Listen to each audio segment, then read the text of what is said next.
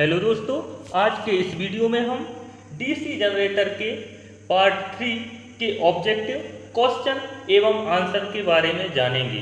पिछले वीडियो में हमने डीसी जनरेटर के पार्ट 2 के ऑब्जेक्टिव क्वेश्चन एवं आंसर देखे थे। अगर आपने पिछला वाला वीडियो नहीं देखा है तो कृपया डिस्क्रिप्शन पर दी हुई लिंक पर जाकर देख सकते हैं।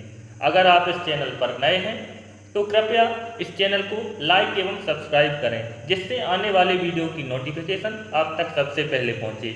आज हम 41वें क्वेश्चन से स्टार्ट करते हैं। चलिए स्टार्ट करते हैं। 41वां क्वेश्चन देखेंगे, डीसी जनरेटर में स्प्लिट रिंग का क्या कार्य है। पहला ऑप्शन लगातार आउटपुट की आपूर्ति, दूसरा ऑप्शन एक दिशा में आउटपुट बनाता है, तीसरा ऑप्शन विपरीत दिशा में आउटपुट करता है, चौथा ऑप्शन प्रत्यावर्ती कंडक्टर से आउटपुट एकत्रित करता है। इसका राइट आंसर है ऑप्शन बी, एक दिशा में आउटपुट बनाता है। 42वां क्वेश्चन देखेंगे, डीसी जनरेटर में किस प्रकार का वोल्टेज गतिशील रूप से प्रेरित होता है। पहला ऑप्शन पल्सेटिंग वोल्टेज, दूसरा ऑप्शन ऑसिलेटिंग वोल्टेज, तीसरा ऑप्शन अल्टरनेटिंग वोल्टेज, चौथा ऑप्शन डायरेक्ट करंट वोल्टेज। इसका राइट आंसर है ऑप्शन सी, प्रत्यावर्ती वोल्टेज। 43वां क्वेश्चन देखेंगे, एक्स के रूप में चिन्हित स्लॉट का उद्देश्य क्या है। पहला ऑप्शन कुंजी तरीका ठीक करने के लिए, दूसरा ऑप्शन वायु परिसंचरण बनाने के लिए, तीसरा ऑप्शन लुब्रिकेशन या स्नेहन उद्देश्य के लिए, चौथा ऑप्शन शाफ्ट से आसानी से हटाने के लिए। इसका राइट आंसर है ऑप्शन ए, कुंजी तरीका ठीक करने के लिए। 44वां क्वेश्चन देखेंगे, डीसी जनरेटर में फील्ड कॉइल का उद्देश्य क्या है।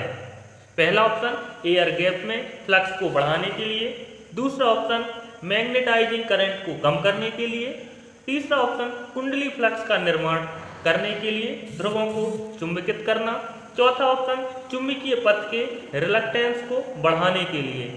इसका राइट आंसर है ऑप्शन सी, कुंडली फ्लक्स का निर्माण करने के लिए ध्रुवों को चुंबकित करता है।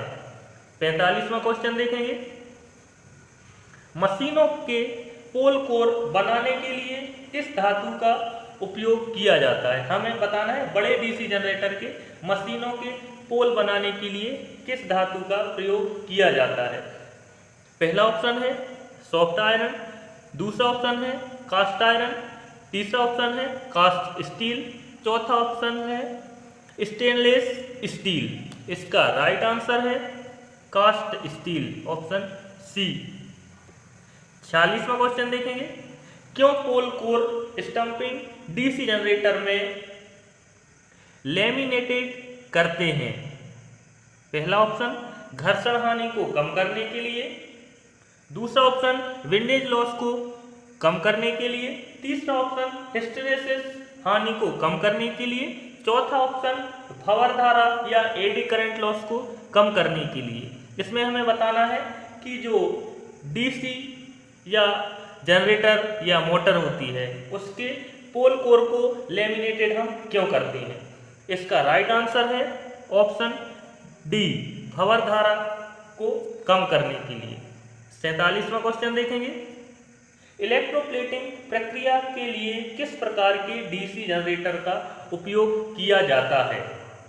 पहला ऑप्शन शंट जनरेटर, दूसरा ऑप्शन सीरीज जनरेटर, तीसरा ऑप्शन डिफरेंशियली कंपाउंड जनरेटर, चौथा ऑप्शन कम्युलेटिव कंपाउंड जनरेटर। इसका राइट आंसर है ऑप्शन ए, शंट जनरेटर। 48वां क्वेश्चन देखेंगे, डीसी जनरेटर में कंपनसेटिंग वाइंडिंग का उद्देश्य क्या है। पहला ऑप्शन कठोर कम्यूटेशन या रफ कम्यूटेशन कम करता है, दूसरा ऑप्शन नियत आउटपुट वोल्टेज बनाए रखता है, तीसरा ऑप्शन चुंबकीकरण प्रभाव को या डीमैग्नेटाइजिंग इफेक्ट को न्यूट्रलाइज या बेअसर करता है, चौथा ऑप्शन क्षेत्र कुंडली की उत्तेजन धारा को घटाता है। इसका राइट आंसर है ऑप्शन सी, डीमैग्नेटाइजिंग इफेक्ट को न्यूट्रलाइज करता है। 49वां क्वेश्चन देखेंगे। यदि शंट फील्ड प्रतिरोध क्रांतिक प्रतिरोध मान से ऊपर है तो क्या प्रभाव पड़ता है? हमें डीसी जनरेटर में ये बताना है। पहला ऑप्शन है आउटपुट वोल्टेज पल्सेटिंग है। दूसरा ऑप्शन आउटपुट वोल्टेज सामान्य से ऊपर है। तीसरा ऑप्शन जनरेटर वोल्टेज बनाने में विफल रहता है। चौथा ऑप्शन जनरेटर सामान्य रूप से वोल्टेज बनाता है। इसका राइट आंसर है ऑप्शन सी, जनरेटर वोल्टेज बनाने में विफल रहता है। 50वां क्वेश्चन देखेंगे। डीसी जनरेटर में आर्मेचर रिएक्शन या आर्मेचर प्रतिक्रिया का क्या प्रभाव है? पहला ऑप्शन आउटपुट वोल्टेज बढ़ाता है। दूसरा ऑप्शन आउटपुट वोल्टेज कम हो जाता है। तीसरा ऑप्शन आउटपुट वोल्टेज पल्सेटिंग हो जाता है।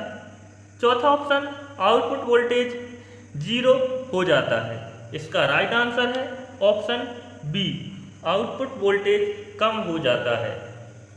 51वां क्वेश्चन देखेंगे। सिंप्लेक्स वेव बाउंड आर्मेचर के साथ एक 4 पोल डीसी जनरेटर में 1020 कंडक्टर हैं और 1500 आरपीएम गति से संचालित है। फ्लक्स पोल 0.007 वेबर है। उत्पादित ईएमएफ की गणना करें। पहला ऑप्शन है 178 वोल्ट, दूसरा ऑप्शन है 243 वोल्ट, तीसरा ऑप्शन है 357 वोल्ट, चौथा ऑप्शन है 428 वोल्ट। इसका राइट आंसर है ऑप्शन सी, 357 वोल्ट। 52वां क्वेश्चन देखेंगे।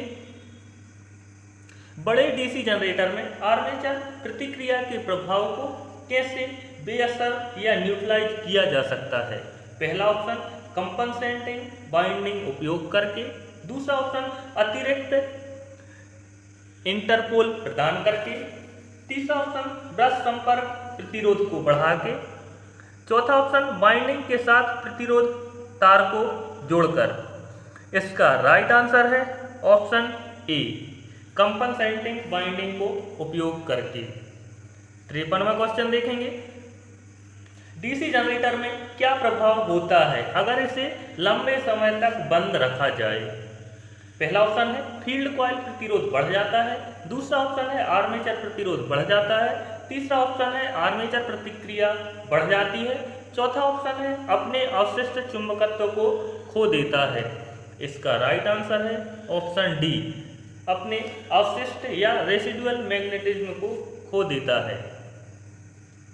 54वां क्वेश्चन देखेंगे। 4 पोल डायनेमो को प्रेरित ईएमएफ की गणना करें। 1000 आरपीएम लैप बाउंड और कंडक्टर की कुल संख्या 600 है। फ्लक्स प्रति पोल 0.064 वेबर है। पहला ऑप्शन 160 वोल्ट, दूसरा ऑप्शन 320 वोल्ट, तीसरा ऑप्शन 480 वोल्ट, चौथा ऑप्शन 640 वोल्ट। इसका राइट आंसर है ऑप्शन डी, 640 वोल्ट। 55वां क्वेश्चन देखेंगे। यदि मुख्य क्षेत्र का प्रवाह डीसी जनरेटर में विकृत हो जाए तो प्रेरित ईएमएफ पर क्या प्रभाव पड़ता है? पहला ऑप्शन प्रेरित ईएमएफ या इंड्यूस्ड ईएमएफ इंक्रीज होता है या बढ़ता है। दूसरा ऑप्शन प्रेरित ईएमएफ घटता है। तीसरा ऑप्शन प्रेरित ईएमएफ में कोई बदलाव नहीं होता। चौथा ऑप्शन प्रेरित ईएमएफ शून्य हो जाता है। इसका राइट आंसर है ऑप्शन बी, प्रेरित ईएमएफ घटता है। 56वां क्वेश्चन देखेंगे। डीसी जनरेटर के ब्रश में भारी स्पार्किंग का कारण क्या है? पहला ऑप्शन फील्ड वाइंडिंग में शॉर्ट सर्किट, दूसरा ऑप्शन आर्मेचर वाइंडिंग में शॉर्ट सर्किट, तीसरा ऑप्शन एमएनए और जीएनए स्थिति बदल जाती है। एमएनए का मतलब मैग्नेटिक न्यूट्रल एक्सिस और जीएनए का मतलब जियोमेट्रिक न्यूट्रल एक्सिस। चौथा ऑप्शन ब्रश के रूप में बहुत अधिक स्प्रिंग तनाव। इसका राइट आंसर है ऑप्शन सी, एमएनए और जीएनए स्थिति बदल जाती है।